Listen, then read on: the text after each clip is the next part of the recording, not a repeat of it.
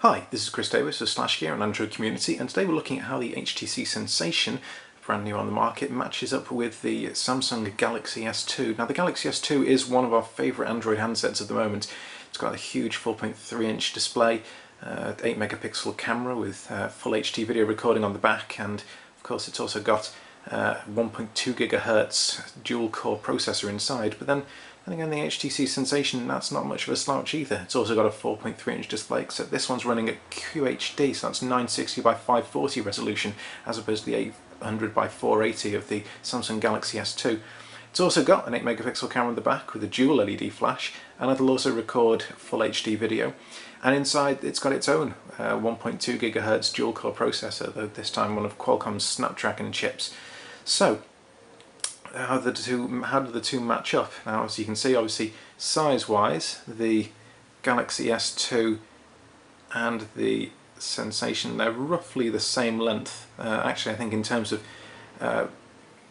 exact length, the Sensation is actually supposed to be ever so slightly longer, but because of the tapered edges, as you can see rather than the blunt edges of the Samsung, it does actually look like it's shorter.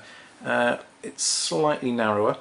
Again, the short curved edges help on that, but it is thicker.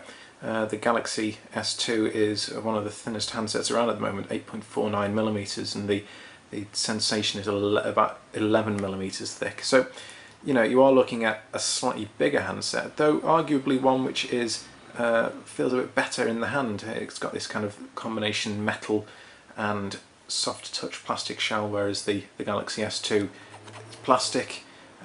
Both have toughened glass on the front, but you know, in your pocket, in your hand, the Sensation does feel a sturdier device. It also gets the latest HTC Sense interface. As you can see, there's the lock screens, Android 2.3.3 Gingerbread on both devices.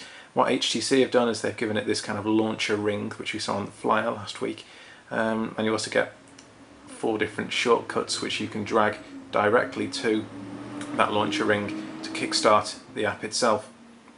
Now, Samsung's version is TouchWiz, and that has a slightly less exciting lock screen.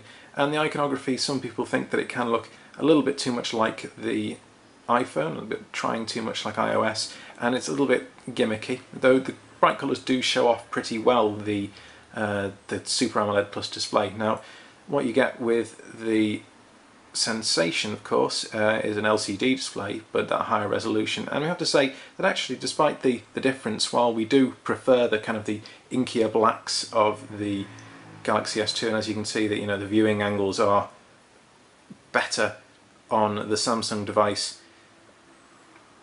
with a lot less kind of backlight bleeding there. The panel on the Sensation is pretty good, and it's also a kind of brighter with the whites. You can't really see on the video, but sort of next to each other, if you go into a web page, for instance, the two pages, again, maybe it doesn't show so well here, it looks kind of a bit like it's got a sort of yellowish tint on the video, but in person it's actually pretty clean, though obviously you don't get the same sort of rich colour saturation as you do on the Samsung. In terms of pure speed, if we benchmark both of these, and obviously this isn't running on battery power, this is running on battery power, so it won't quite be the same. If we load up both Quadrant Advanced on both and run them through, what we found is that the Galaxy S2's processor is slightly ahead of the one in the Sensation.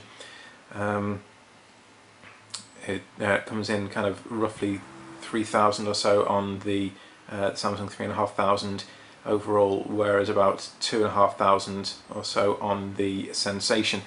Now, both have got 1 GB of RAM. The Samsung has got 16 GB of onboard storage, whereas the HTC does have less onboard storage. Got about a gigabyte for your apps, and it also comes with an 8 GB micro SD card, and that slots in this whole front section here. It slides out of the back panel to give you access to the battery and the micro SD card slot, whereas on the Samsung you pull off on this rather thin plasticky back panel there. So as you can see, the results are in. Might not quite be able to focus on that. The results are up on the Gear site anyway. 3844 is coming in on the Samsung there, 2270 on the Sensation, and in terms of the CPU scores, 5254 on the Sensation and 8780 on the Galaxy S2. So that's quite a difference, despite the fact they're both 1.2 GHz dual-core chips. That we'll be sort of seeing how performance of the Sensation matches up to that sort of in daily use. Feeling that actually those numbers might not quite match up entirely with the end-use performance of the phone. So we'll be putting both handsets head-to-head, seeing how they match. In terms of portability, the Sensation maybe has it slightly, unless you're a fan of particularly skinny jeans. Display for outdoor visibility is better on the Galaxy S2. In terms of things like web pages, it is better on the Sensation just because of all those extra pixels. Both have similar connectivity. Two excellent flagship phones. The full review of the Galaxy S2 is up on /gear right now. The full review of the HTC Sensation will be up very soon. Thanks for watching.